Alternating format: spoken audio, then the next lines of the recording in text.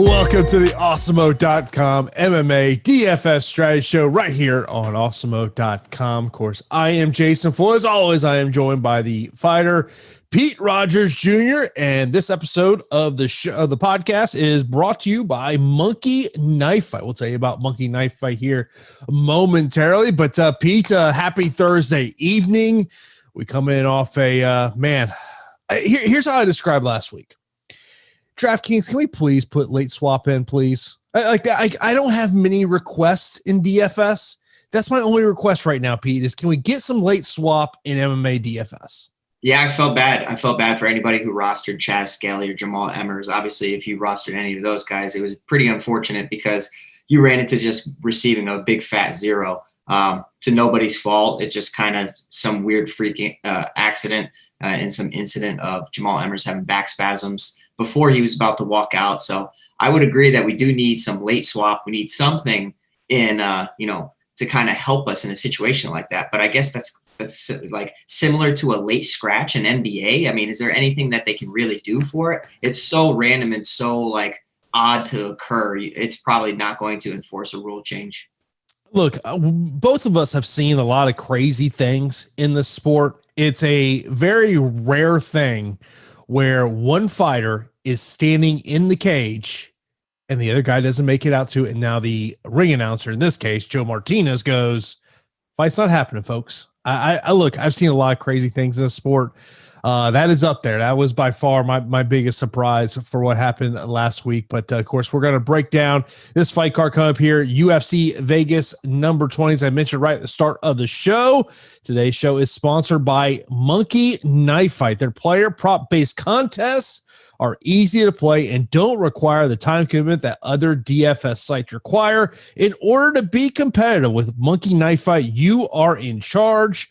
Whether you want to play NBA, UFC, PGA, esports, or soccer, Monkey Knife Fight has it. To get started, head over to monkeyknifefight.com and choose which game you want to play, your contest type, and your buy-in. And even better, when you sign up with the promo code Awesemo, you'll get an instant first match deposit up to $50. So sign up today.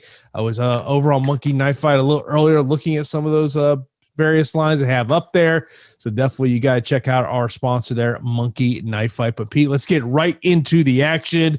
Another heavyweight main event, back-to-back weeks of heavyweight main event. This time is Jairzinho Rozenstruik taking on Ciryl Gane. First off, Pete, what's your thoughts on this fight? Ciryl Gane, obviously the betting favorite in this one, at minus 265 betting favorite. And of course, you got to pay up for him over on DK and on FanDuel. $9,000 on DK, $22 on FanDuel. Yeah, I mean, it's an incredible main event. I'm very intrigued to see how this goes. I was pretty high on Ciryl Gane when he came into the UFC. And then, you started to see his career kind of materialize against some legitimate competition, but he hasn't been truly tested in the octagon. I mean, I know that Rozenstruik has fought some big names as well. The common opponents, Junior Dos Santos, they both have had great performances against him. And, this is it's going to be a test for both fighters to kind of see where they're at in the division. Ciryl Gane, big guy, does have the more elusive type of striking where he does have some footwork, throws some good kicks, some good punches, but the X factor for his style should be looking to implement some takedowns. Jairzinho Rozenstruik has that death touch where he catches Andrei Arlovski, catches a lot of people with that left hook, that kind of fade back left hook. And, he's so powerful, but his volume is very minimal. So you have to always be worried about that. I mean, you saw in the Alistair Overeem fight of how Rozenstruik's okay with kind of sitting back and, just waiting for that perfect opportunity. And he bailed himself out with that, literally last second knockout against Alistair Overeem. But this matchup is pretty incredible. You talk about heavyweights in the Vegas octagon. So obviously it's a smaller cage. 86% finish rate for Ciryl Gane, 91% finish rate for Rozenstruik. I'm going to have, shares of both, obviously, because you see what happens in heavyweights, especially, we talk about prioritizing main event and co-main event underdogs. I mean, look what Derek Lewis did. He had ultimately a puncher's chance. And, you have Curtis Blaydes go out there and not effectively implement the game plan. And now you're talking about, Derek Lewis having a path to victory. So I do think that Ciryl Gane is the A side of the fight. He has more ways to win. He should be able to outpoint and win rounds. Obviously, I am worried about his cardio outside of the first couple rounds because you're talking about big boys. But, I will have some Rozenstruik because he does have that KO ability.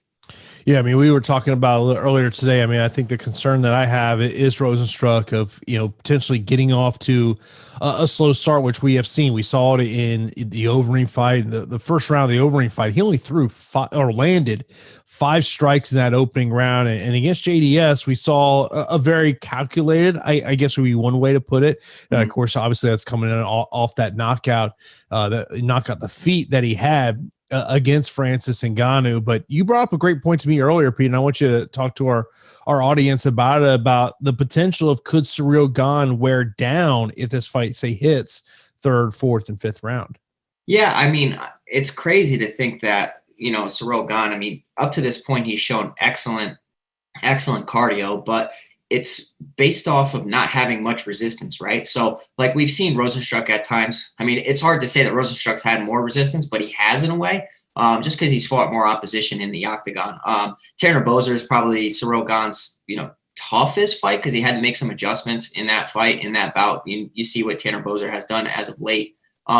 But yeah, I do worry because of Ciryl Gane's frame and his muscle mass that maybe over the course of, if this, say, gets out of the first 3 rounds, maybe he does wear out over time and, potentially runs into a shot against Jairzinho Rozenstruik. Obviously, I think the likelihood of that, he's going to get hit in this matchup. But I do think that he's going to be able to clinch Rozenstruik against the cage. It's going to – the smaller cage is really going to make these guys clinch up with each other more often than not. And in the clinch, I do favor the bigger guy, Ciryl Gane. And I think that I don't see it going 5, Jason. I really don't. But obviously, if it gets out of the first 3, I am worried about Ciryl Gane's gas tank. Yeah, one of the questions was, Hunter asked about Gane going for takedowns. And you have to go back to his fight against Dontel Mays, where he was 3 for 3 in that matchup, ended up getting a 3rd round submission in that one. So I think that's something we have to take in there. Of course, I think also another commenter pointed out of, what about Rozenstruik's gas tank? Yeah, I mean, let's just say heavyweights. If you can find a heavyweight that has a gas tank, they're pretty rare. I mean, Cain Velasquez is a guy that was like the anomaly for the division. That seemed like he had just an endless motor. But I mean, for the most part, these guys, bigger weight class, they're going to run out of steam. And, when heavyweights fatigue, you tend to see a stoppage just because, just how lazy and how many mistakes that they make. But, especially over 5 rounds, it's hard for me to really fathom it going 5. The Alexander Volkov, Curtis Blades is one of the last in my memory to go 5, and it's because of the heavy grappling approach. And even then, Curtis Blades, who trains at Elevation, was fatigued like crazy in that bout because Volkov had to, make him work. So I think that, Rozenstruik's minimal output makes his gas tank appear better than it probably is. Someone in the chat had mentioned about the potential of Ciryl Gane winning by submission, and so I just pulled up the betting odds on this one. Gane wins by submission plus 450. So that's some nice little betting odds there. Of course, if you want to check out the betting odds, all you got to do is go over to awesemo.com. You'll see right there at the top of the screen, Odds Shopper, to where you can see what the betting odds are in terms of this one. I mean, if you look at the way the odds shake out here, I mean, this is pretty much you're looking at, based on the odds, 7 out of 10 times that Ciryl Gane's going to win this matchup. This is a fight that I would be surprised if it goes all 25 minutes. I don't know if I sit there and say Ciryl Gane's a guy that you got to have in your lineups or I mean, obviously if Rozenstruik wins, I think he's got to be in your lineup. So he'll be optimal because of his price point. But I don't know if I sit there and say there's been, fights we've had over the past couple weeks where look, have 80% shares in terms of the fight. I don't know if I'll have that high in terms of this fight. Yeah, I mean, there's only 11 fights now. We had a couple fall out. I'm always prioritizing the main event, as I always want to have a share or 2 in that. I do think that I will have plenty of Ciryl Gane because of the more paths to victory. But I did look at Jairzinho Rozenstruik, and it does appear that he's in good shape. Obviously, a lot will have to depend on the weigh-ins, but I'll have a decent amount. I'm not going to like lock in the main event, but it's okay to get different and avoid, we could be talking about a sluggish third round finish, which could end up not being 100 points, which is kind of what you're wanting in the main event spot. Before we move on to the co-main event, be sure to hit that thumbs up button right here on YouTube. And if you are not subscribed to the channel, you got to subscribe to also right here on YouTube. Have shows all the time to get you ready for all the DFS action. Of course, myself and Pete will be here for about the next 45 minutes or so, getting you ready for Saturday's card. Then, of course, we'll be back on Saturday for Live Before Lock. And don't forget, next week, we got a pay-per-view, great fight card. So looking forward to breaking that down next week. Let's move on to the co-main event. We got Nikita Krylov taking on Magomed Ankalaev. Ankalaev, a minus 360 betting favorite in this one. $9,300 on DK, $23 on FanDuel. For Nikita Krylov, he is $6,900 on DK and $8 over on FanDuel. Pete, what's your take on these two big boys? Yeah, I mean, light heavyweight and heavyweight has been on fire lately, and I do think that this is a very, pivotal matchup for the DFS slate. I feel like this is going to be, it could be a part of the optimal. I just have a good feeling about it. I do think that Magomed Ankalaev has the striking advantage here. I think it's slight. I think he has the power advantage most definitely in this matchup, though. Nikita Krylov is better than, he's 27-7 overall, but priced at 6,900, people can automatically assume that he's just bottom of the barrel. And I will say that he's, a tough opponent and has a 96% finish rate. So when he does perform well, of his 27 victories, which is a large amount, he has a 96% finish rate. But for me, I do think that Magomed Ankalaev is the A side of the fight.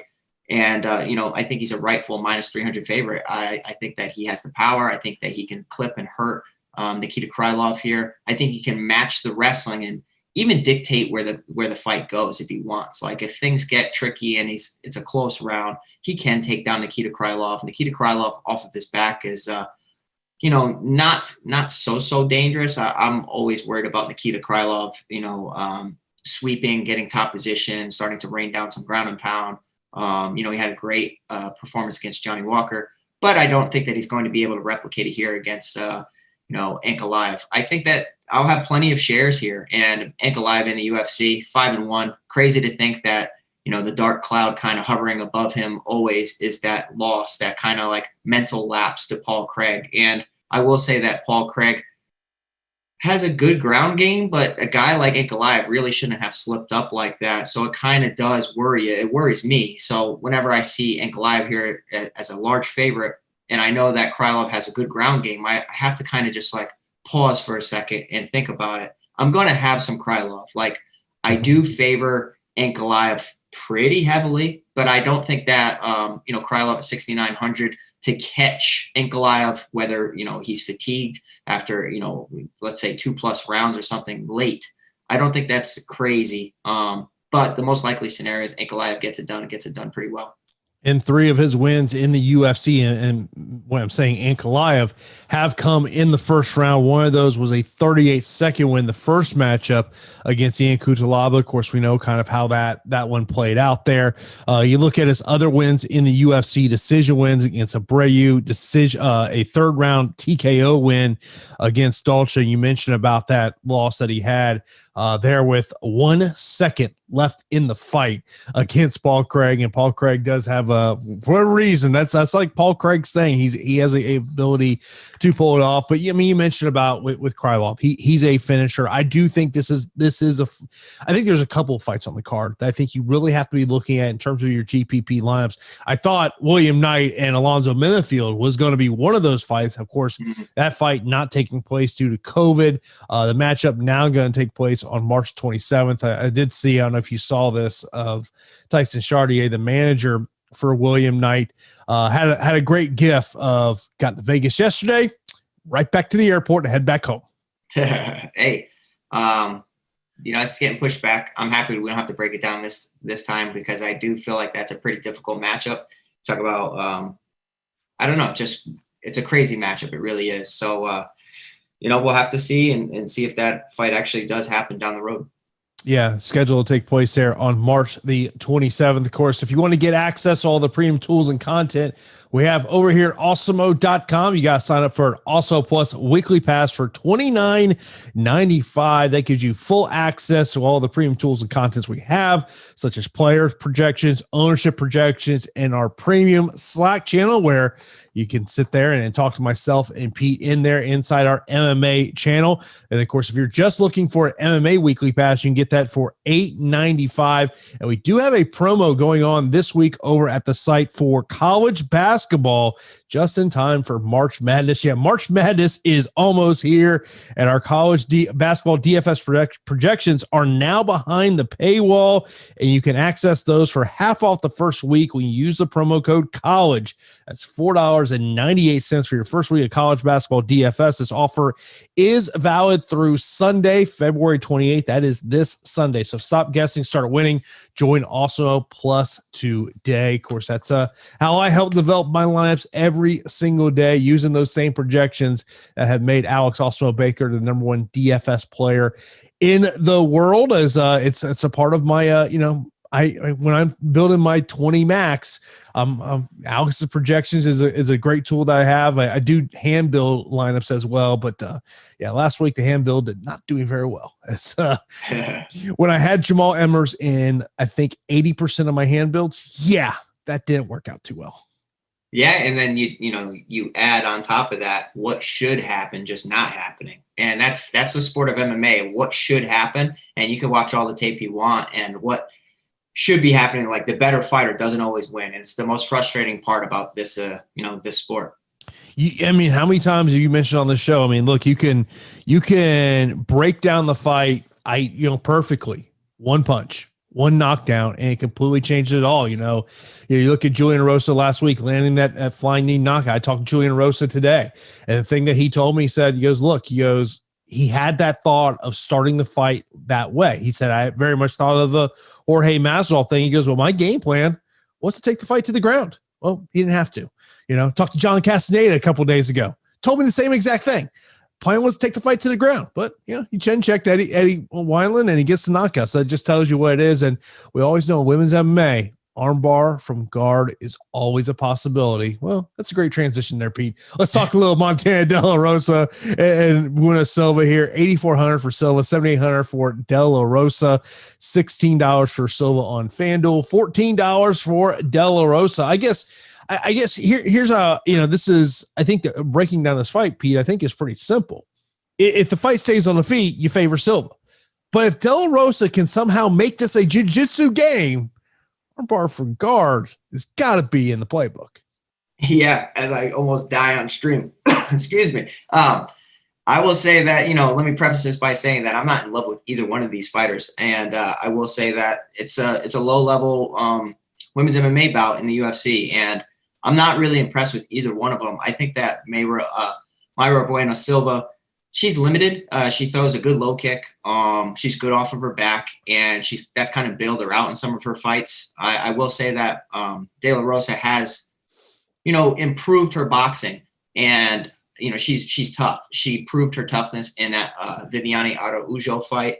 She was able to obviously take damage is not a good thing, but she was able to keep going and show her heart in there. And I do think that we could see some of her boxing hard work, kind of pay off in this matchup, because when I was watching Bueno Silva and I was going back to that Marina Moroz fight, Marina Moroz just really throwing out some quick hands and kind of lighting up Bueno Silva. Obviously, Bueno Silva was looking to chew up that front leg. So I do wonder if she's going to kind of do the same strategy here against De La Rosa. But the thing with De La Rosa is she's able to chain takedowns together and create scrambles and get on top. Now, that's the danger, right? Because you're always worried about, the person who's on top getting submitted from bottom with an armbar, because it's so common. But I feel like De La Rosa could be too wise for that and could avoid the submission a little bit better than other opponents. I like De La Rosa here. I like the underdog here at 7,800. I'm not really impressed with Bueno Silva. I understand that she has some good Thai boxing and some good jiu-jitsu, but I just think that De La Rosa's fought the tougher competition. She's a little bit more tested in the UFC's octagon. And I think this fight's going to really come down to the wrestling. And if you watch a lot of the wrestling transitions in both of their fights, I will say that De La Rosa seems to have the edge in that department. So I'm favoring De La Rosa here, and I'm not in love with the matchup because I feel like it's going to go the distance. But for an underdog play, I do think that De La Rosa is not bad. Yeah, just looking at the prop bets on fight goes to decision, minus 195, over 2.5 rounds is minus 235, and the over 1.5 rounds is minus 395. I kind of look at this and say, is this more of a cash game play for you than GPP? Yeah, I mean, I would say, like, on paper, it looks like a cash game play because it's like find an underdog that's semi-safe, that's in like a 50-50 type of fight, and that's what we have here with De La Rosa against Bueno Silva. Obviously, the upside is capped, but De La Rosa is averaging 75 DraftKings points per fight. The thing that I really like is her 1.96 takedowns per 15 minutes. I think that's pretty good despite the 30% accuracy.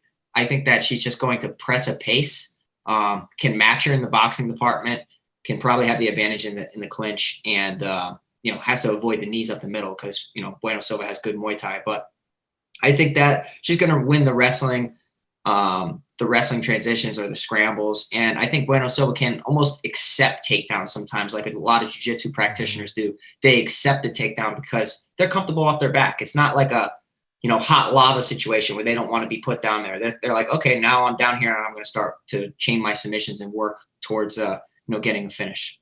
We saw that last week with Charles Rosa. We've now seen a couple of fights in a row where he just seems too comfortable off his back, and it comes back to bite him. I don't love the fight, especially for GPPs. Another fight that I'm not a big fan of in terms of DFS. I think from a fight aspect, it's a great fight, and that's Pedro Munhoz and Jimmy Rivera. These guys were supposed to fight a couple of weeks ago. However, it did not take place due to COVID. So in terms of the salaries for this one, Jimmy Rivera, $8,300, $7,900 for Pedro Munhoz. And then over on FanDuel, $17 for Rivera, $15 for Munhoz. Break this one down for us, Pete. Yeah, I think it's a really close fight. I really do. I think it's a very close fight. You have Jimmy Rivera, who regionally, like especially in New England, like everybody in New England knew who Jimmy Rivera was based off of Bellator, based off of, having just good regional fights. I actually had a friend of mine who fought Jimmy Rivera. So like he was a notable name for the lighter weight classes around here. He's so talented everywhere. I mean, he's a good striker, good grappler, good wrestler. He's just good overall. And coming from Tiger Schulman's, I would say that's an underrated team. And Tiger Schulman's, like, they have a good stable of fighters with them. Maybe not the type of notoriety like a lot of other big gyms have, but, facing off against Pedro Munhoz in this rematch, I went back and I watched the rematch, and I was really, really impressed. And I thought I would be really impressed with Jimmy Rivera since, this was some time ago. And, he coming into the UFC had so much hype.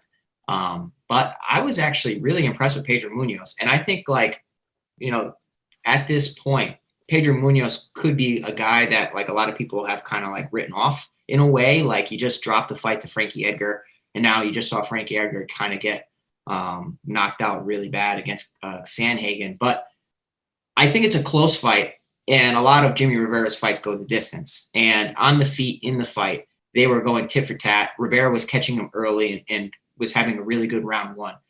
They had moments where Pedro Munhoz was rocked, and then Jimmy Rivera looked like he threw a crazy combination and not punched himself out, but fatigued himself a bit. Then you started to see the Pedro Munhoz start to come back and rock Jimmy Rivera. So, I mean, this is a really close fight. And I think that on any given night, one of these guys can edge the other one out. I will say that Pedro Munhoz mixes in a little bit more kicks than Jimmy Rivera does. And Pedro Munhoz has a little bit more volume because he's more aggressive. It's not like he's a fast fighter by any means for the division, but he just throws more trying to win the round. So I actually like the underdog here in Pedro Munhoz at 7,900. I did not think that I would like him. I'm a big Jimmy Rivera guy.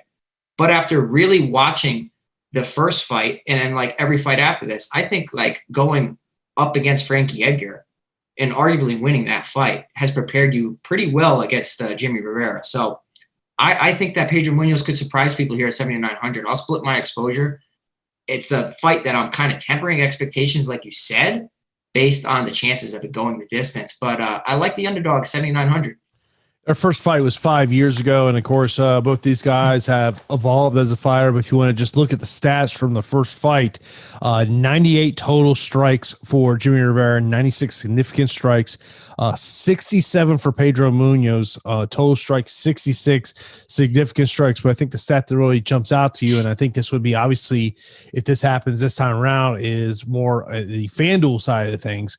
Pedro Munhoz was 0 for 7 in takedown attempts, where Jimmy Rivera was 0 for 3. And of course, we always talk about that on the FanDuel side of things, of if you do expect one fighter is going for a ton of takedowns, something to take in, which, by the way, is another great transition to our next fight. That's Angela Hill and Ashley Yoder, because I think we expect Ashley Yoder to be looking for takedowns against Angela Hill. This fight was actually made last Saturday. Both the fighters took the fight. Angela Hill was trying to do whatever she could to get Tecia Torres to accept the fight with her. That did not take place. So now it is Ashley Yoder.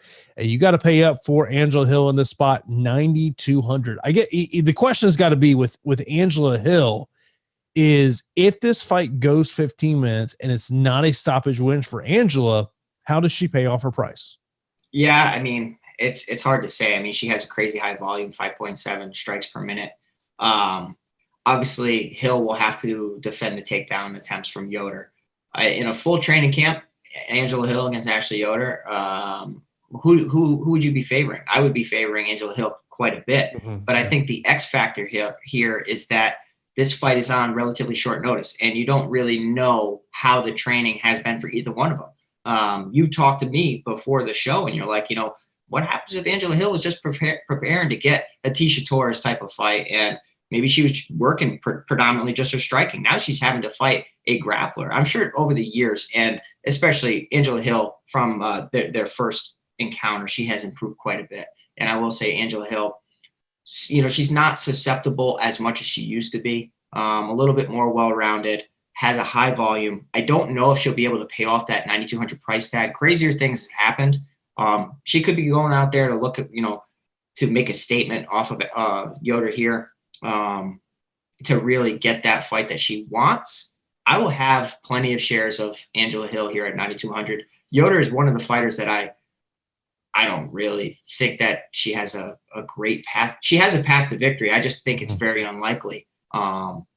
Obviously, the only thing that could happen is if, Yoder's been training really hard and Angela Hill hasn't. We'll have to see.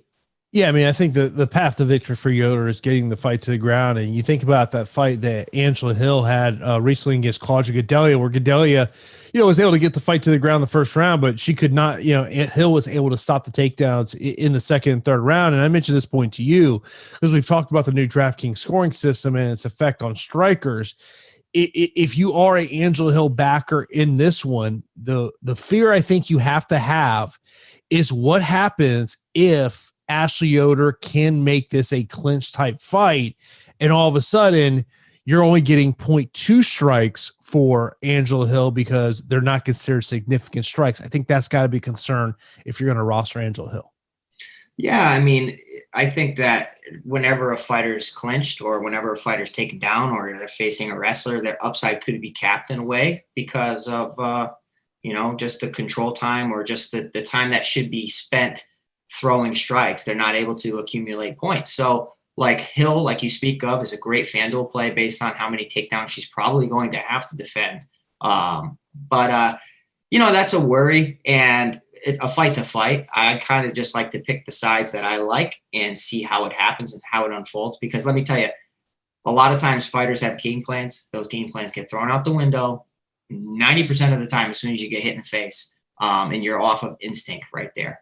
And in addition to that, it's really hard to predict how certain fights will go because a lot of times they go the complete opposite of what you anticipate. I'll bring a point when I was talking to John Castaneda earlier this week, and he was talking about what his game plan against Eddie Wineland was. And he's like, look, Eddie was a very unique fighter to prepare for because of the way he throws his punches. He keeps his hands down low, and he goes, the team was doing their best to get me ready. He goes, but it took me a while to kind of get it all figured out. He's like, look, I wanted to wrestle, but it took some time to figure it out. And I want to bring this point that Miles brought up in the chat about Angela Hill, where she could be kind of a great MVP play on FanDuel. If she's able to get that volume off, keep this thing at range, and defend those takedowns, she could be that sneaky type MVP pick, because I don't think people are going to look at her as, they're going to be looking at, fighters like Ciryl Gane, Ankalaev, probably someone in the opening fight of the night as their core MVP play. So I think that's something that you definitely do have to think of in terms of that one. But it's a solid point of how much wrestling has Angela Hill been working on over the past couple of days. That's something that we just, or past couple of months, is something we just do not know. Of course, when you want to get all the information on Awesemo, you got to give us a follow on Twitter at Awesemo_com. Help us get to 30,000 followers on Twitter. And what we are doing right now is we are giving away 30 free weekly passes to our followers. So be sure to follow us on Twitter at Awesemo_com. Also, be sure to follow our MMA account, which is at Awesemo MMA, where you can get some great content there from all the great content that Pete has up on the website. You got to check out all the coverage that Pete does have over there. Let's move on to the next fight, and that is Alex Caceres versus Kevin Croom. Kevin Croom, about a month ago at this point, he told me that he calls this fight the battle for the UFC Ninja. Mm-hmm. And we were talking before the show, and when you're looking at underdogs this week, there's not a ton of underdogs that stick out to you, but Kevin Croom is one of them. Yeah, I like Kevin Croom here. Now, we can say that both of these guys have incredible amounts of experience, and on the regional scene, you have seen Croom kind of, have waves in his career, ups and downs, getting stopped, getting stoppages, getting stopped, getting stoppages. But we have seen him, in a way, improve over time. And let me say that James Krause, if anybody can fix your game, you go to James Krause. I mean, look what he did to Derek Minner last week. And, Rosa really didn't give any resistance at all. But, Minner improved. And a lot of times when you have such a mastermind like James Krause in your corner, he can kind of bring the best out of you. And we have seen him really, positively influence a lot of fighters. Now, I think that he can help Croom here as well. Croom's a really, really aggressive striker who does have a ton of submission wins as well. He just closes that gap, gets in your face, and likes to brawl. That's the best way. If you've never seen Kevin Croom fight, that's what he does. I mean, he's fought a lot of regional talent. He's kind of dropped the ball in some, but I will say that he is tested. Now, his stats are completely overblown if you're looking at the heat sheet, because obviously his fight lasted, 31 seconds against Roberts, where he hit him with a beautiful combination, cross to the body, left hook up top, rocked Roberts, dropped him to his knee, snatched a hold of his neck, and hit him with a beautiful front choke, it was excellent. It was awesome. It kind of took us all by surprise. Like, whoa, we know that he's a finisher. So, Kevin Croom, a guy, 7,400, who's going to go out there and look to get bonus money is kind of what you want. He's bonus hunting. Now, Alex Caceres over the years, 12-10 in the UFC, has a ton of UFC experience, but we have seen him get dominated at times as well. Like, he's on a heater right now, but, you talk about Chase Hooper, Springer, some guys that are kind of like middling talent, if that. I wouldn't say that Croom's so much better than those guys, but I will say that Croom is a dog, and Croom's a guy that can, really test how bad you want to be in a fight. He's just extremely aggressive. I feel like Croom's going to be able to go out there as long as he can close the distance, which in the smaller cage is going to be a little bit easier than normal. It's a tricky, weird fight because of Caceres' karate-esque movement, lots of footwork. Just with Caceres, I think his path to victory would not be via TKO or KO. I think it would be, Croom getting lazy and getting caught in a submission. I think that's kind of what would happen. Or, winning on scorecards on just points. But I think that Croom at 7,400, you could do worse for a guy that's going to really go out there and try to get it done early, try to get you that nice score for DFS. So I like Croom here. I really do. I think that, with the coaching staff, I'm siding with him. Yeah, I remember when I talked to Kevin after that win against Roosevelt Roberts, he talked about how James Krause absolutely turned his career around and mentioned about he was in a, he was in a bad place. And he's like, and he goes, James completely turned my career around. When you look at Alex Caceres, when you look at his wins in his career, I don't think there's a doubt in my mind that Sergio Pettis is his best win. Oh, 100%. If you go back and you look at like his record, he's been inconsistent as well, but obviously he's kind of grown up in the UFC, right? We've known him for a very long time. So we've seen him in a way get better, but kind of stay stagnant and kind of just like learn as he goes. I think that it's a close fight. As Hunter, mentions in the chat, the mental side of this one's a little too hard to gauge, and I would agree with that. How is Croom outside of round 1 in the UFC? We saw only 31 seconds. Does he really go too crazy too early and kind of fatigue over time? I know that he's a dog and he's going to go for it. So I'm going to sprinkle him into my lineups, and I'll favor him just so slightly. All right, Pete, that fight against Sergio Pettis was 7 years ago. I'm going to relate this to you. You had not had your second pro fight yet. It's a long damn time ago, bro. That is a long time ago. Yeah. You fought April 25th, 2014 against Franklin Isabel at CES 23. Damn. Yeah. I was sidelined to injury, due to injury for a while. So like, man, that's a really long time ago. Feels like yesterday though. But you do mention, I mean, it's been a very up and down career, but Alex Caceres has been on a nice little roll here. But this is a fight that I think when you're looking at that under 8,000 options on DraftKings, I think that Kevin Croom has got to be one of those guys you look at. Let's move on to the next matchup, lightweight matchup between Alexander Hernandez and Thiago Moises. 8,700 for Hernandez, 7,500 for Moises, and $20 and $11 on FanDuel, respectively. Of course, Alex Hernandez made the move out to Factory X before his last fight looked good against Chris Grutzmacher. I think the only concern, I guess let's start on Thiago Moises' side of the equation. Clearly, he's got to get the fight to the ground. He's got to make this jiu-jitsu fight, but can he get it there?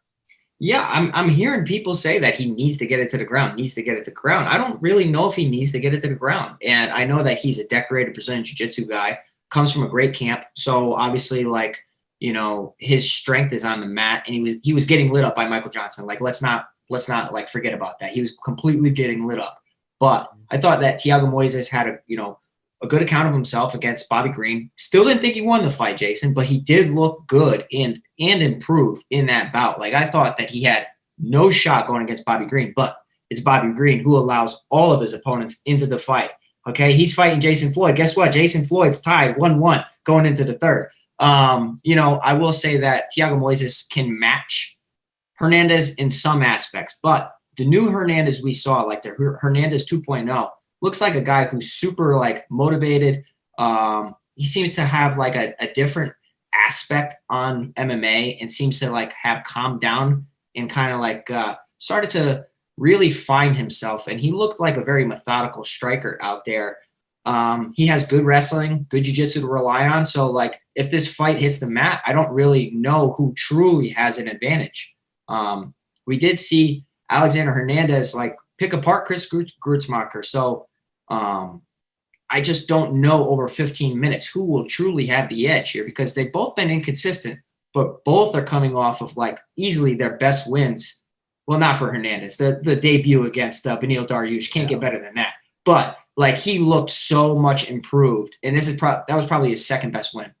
And being now at Factory X, he's around, more quality fighters than he was in Texas. And so I do appreciate you in the super chat. We'll answer your questions once we get through all of the matchups here. But, Alex Hernandez, he's just one of those guys that I think in a way, you do kind of have concerns about whether or not to trust him at 8,700. But to me, I think he is the right side to play in this matchup. Now, we'll move on to the next one. Is a fight that is a replacement fight. It was initially supposed to be Alex Oliveira against Randy Brown. However, Randy Brown out of the fight. Ramazan Kuramagomedov now steps in. You may remember him from his fight on the Contender Series against Jordan Williams. Won that fight via split decision, but Dana White elected not to sign him. As I recall, I believe basically Dana's was, hey, I felt Jordan was the one that was going for the finish, and that's why he did not sign Kuramagomedov. But 8,300 here for the fighter stepping up on just a couple of days' notice. 7,900 for Cowboy Oliveira. Obviously, Cowboy Oliveira, I mean, he's always to me a GPP play you got to look at, because if Cowboy's winning the fight, it's going to be by stoppage. Yeah, I think this matchup is just GPP territory. I don't know why you would really touch it in cash games. I think it's just extremely volatile. You'll have to really tune into the weigh-ins. I want to see how Cowboy Oliveira looks on the scale. I also want to see, Kuramagomedov, who took the fight on short notice. Like, has he been training consistently? I'm sure he has. I'm sure he's been, somewhere close to the Vegas area so that he could accept and be ready to step in quickly. I will say that it's a really tough debut to go up against, Oliveira here. I think that Oliveira is a very tough fighter to go against.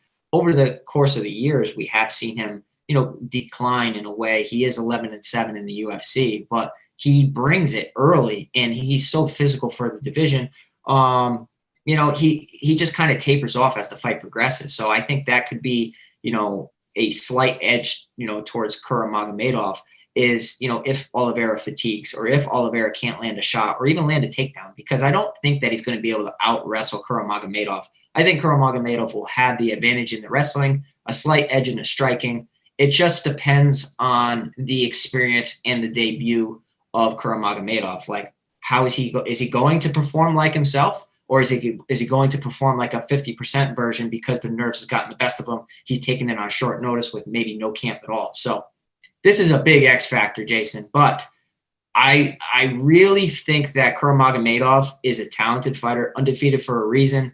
I think that he has good striking, good kicks, and good knees I've seen.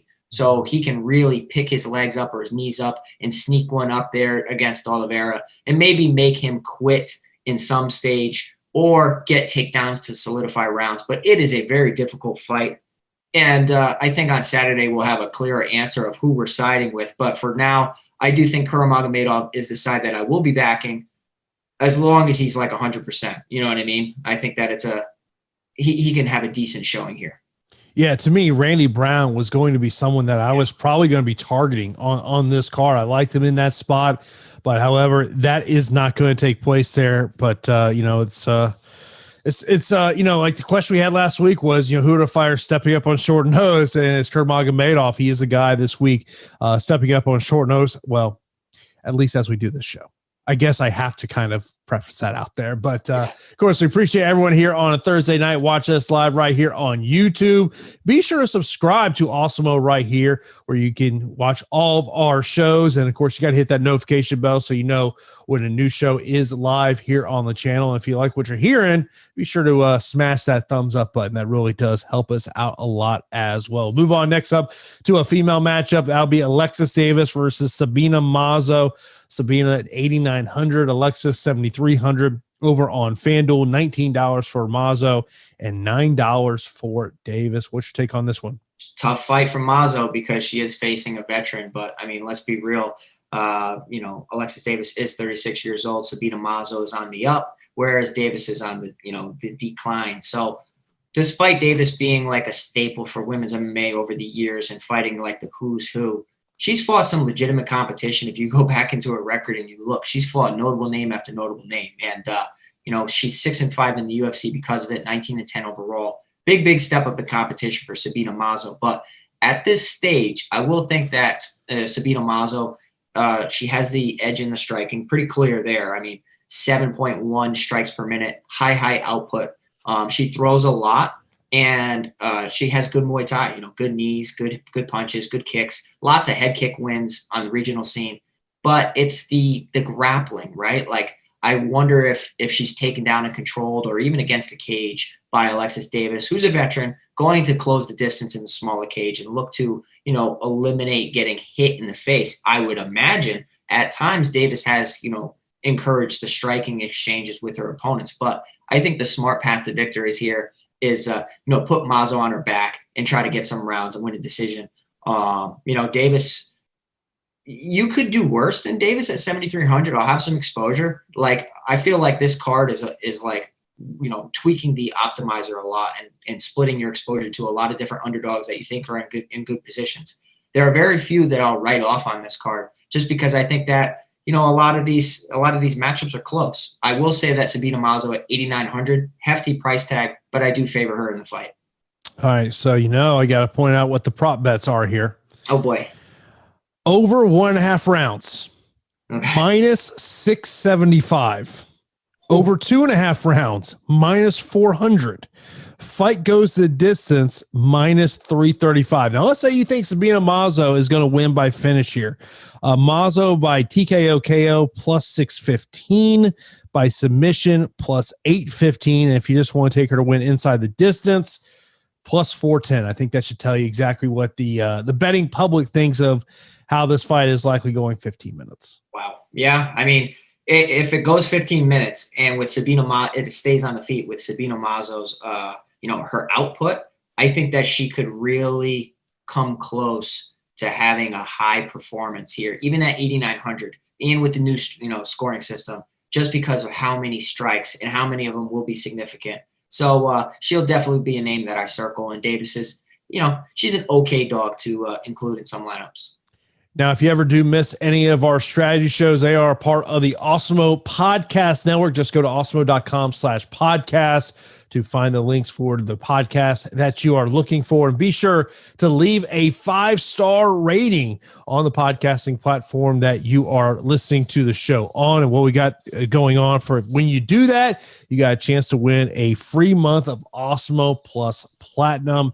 And of course, another great way that you can show your support here for the podcast. Also mention the free content this week, MMA free content on the site is the pro plays. I actually put in my pro plays a little right here before the show. So you got to check that out over at awesemo.com. Next up, we got Vince Cachero taking on Ronnie Lawrence. Looking at the salaries here, we got $7,600 for Vince, $8,600 for Ronnie, and then over on FanDuel, $18 for Ronnie, $13 for Vince. What's your take, Pete? Yeah, I mean, I think that this is a lower level UFC fight, and this is a fight that would be highlighted on the regional scene. I do think that Ronnie Lawrence does have some skills, and I think that Vince Cachero has some skills. Obviously looking forward to the debut of Lawrence and looking to see Cachero here with a full camp. I mean, he stepped up on short notice to go against Jamal Emmers, and in doing so, that's a very difficult fight, especially when you're a weight class above your norm. And in the fight against Jamal Emmers, he was taken down 5 times. So that Jamal Emmers has a great, great wrestling background, but he is now faced up against Ronnie Lawrence, who in his Contender Series fight landed 12 takedowns and looked pretty incredible in that fight. And just the pace at which he was doing he was getting double underhooks quite often. And when he was getting double underhooks quite often, that he has to be a very skilled wrestler, because it's not easy to do. Everybody knows you don't want to give up underhooks. So I know that, with the trips and the relentless pressure, Lawrence is a guy at 8,600 who could take his opponent to takedown city if Cachero's takedown deficiencies are still there. I mean, he was taken down 5 times by Jamal Emmers, but he was also picked apart on the feet. I think this is a close fight if it stays on the feet, because I do think that Cachero is skilled. I don't want people thinking that Cachero 7,600 is not a skilled guy. He is. He has decent hands. He seems to be decent everywhere, and it's just he's not a specialist by any means, whereas Ronnie Lawrence seems to specialize in taking his opponents down. I'm interested in both parties, to be honest, but 8,600 for a guy that could possibly take his opponent to takedown city, and it's probably going to go to distance. I'm going to favor him in this matchup, 8,600. So when Vince got that short notice opportunity, he was packing up his house in California because he was moving to Colorado because his wife had gotten a job in Colorado. And literally he gets a phone call from his manager, Jason House, say, you want to fight this weekend? And he's like, yeah, I want to fight. And he has moved his training to Factory X in Colorado. So he has been alongside Alexander Hernandez preparing for this fight card. So I think that's something to pay attention to there. But I agree with you. Ronnie Lawrence there's a reason he's the betting favorite in this one, and people are going to be looking at him. Now, the first fight of the night, and everyone knows I'm not huge on taking the first fight of the night, but I kind of feel like this is a fight that you got to have good exposure to in your GPPs of Dustin Jacoby taking on Maxim Griffin. Dustin Jacoby, nearly a 2-1 betting favorite in this one. He's 8,500 on DK, 7,700 for Grisham, and over on FanDuel, $18 for Jacob and $16 for Grisham. I do want to bring up this question that came into my Twitter account a little earlier today as I scroll down my Twitter timeline to find that question. And this was from Hunter Man. He says, in the Jacoby fight, can I have each of your opinions on the grappling exchanges? For me, Grisham has a wrestling advantage, and he probably has to try and use it. What happens when he tries to wrestle and get the takedowns? Can he get them and wear down Dustin? What do you guys think? Well, look, Dustin Jacoby is very used to people trying to take him down, because the reality is most guys are not going to want to have a kickboxing matchup with him. Yeah, I think it's an interesting fight. I'll have both sides because, Grishin has shown a lot of promise outside the UFC, 31-8-2, in total for his MMA career. And, he has some big wins, a lot of, decent amount of stoppages, 71%. But, I think that he does enjoy striking, but he will be outclassed in this matchup against Dustin Jacoby. So obviously he'll have to resort to takedowns, which, he has the wrestling advantage, but it's not like it's his bread and butter. I think that he can get Jacoby down. I just don't know how often. And if he can keep Jacoby planted on the mat. Obviously, if you take a notable kickboxer and you put them on their back, they're going to be less threatening for sure. But I do favor Dustin Jacoby here in keeping the fight upright and working towards a finish here with tons of leg kicks and good punches and just kind of outworking his opponent. Grishin's a pretty good underdog, though, 7,700 for a guy. If you just look at MMA records alone, right? Dustin Jacoby, 13-5, Grishin, 31-8.